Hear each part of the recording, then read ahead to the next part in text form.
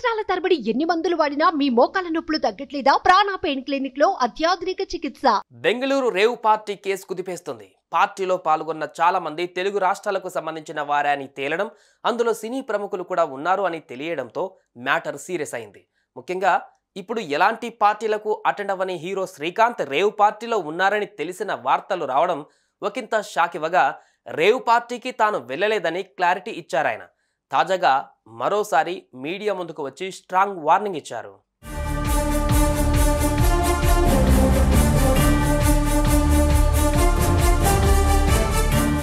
నటుడు శ్రీకాంత్ క్లారిటీ ఇచ్చిన తర్వాత కూడా ఆయన పైన చాలా రూమర్స్ వచ్చాయి.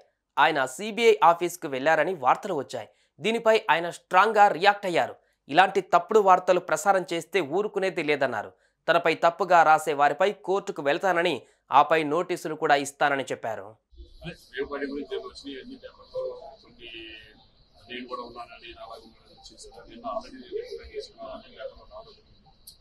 కానీ మీరు కూడా ఇటువంటి ఇన్సిడెంట్లు రాయడం ఎందుకంటే మంచిది. ఎందుకంటే పబ్లిక్ అవేర్నెస్ సొసైటీ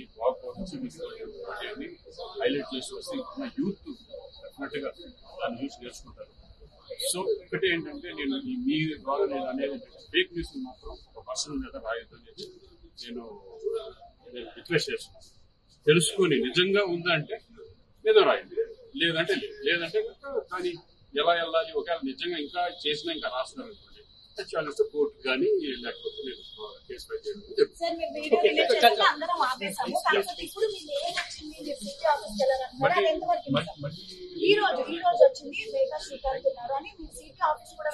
ఒకవేళ నిజంగా ఎవరన్నా రాస్తే నేను డైరెక్ట్ కోర్టుకి వెళ్తాను, కోర్టులో తెచ్చుకుంటాను, నేను ఫైల్ చేస్తాను.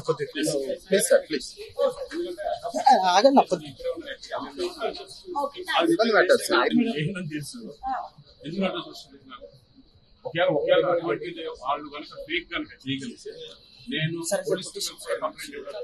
తప్పు చేస్తే పోలీసులే పేర్లు బయట పెడతారు. కానీ కొందరు మాత్రం అసత్య ప్రచారాలు చేసి ఏం తెలియని వారిని ఇన్వాల్వ్ చేస్తున్నారు. ఇలాంటి వారిపైనే నటుడు శ్రీకాంత్ యాక్షన్ తీసుకుంటానన్నారు. ఆయన ఎలాంటి పార్టీలకు వెళ్ళలేదని మరోసారి తేల్చి చెప్పారు. సుమన్ టీవీలో మీ పర్సనల్ అండ్ బిజినెస్ ప్రమోషన్స్ కోసం కింది నెంబర్కి కాంటాక్ట్ చేయండి.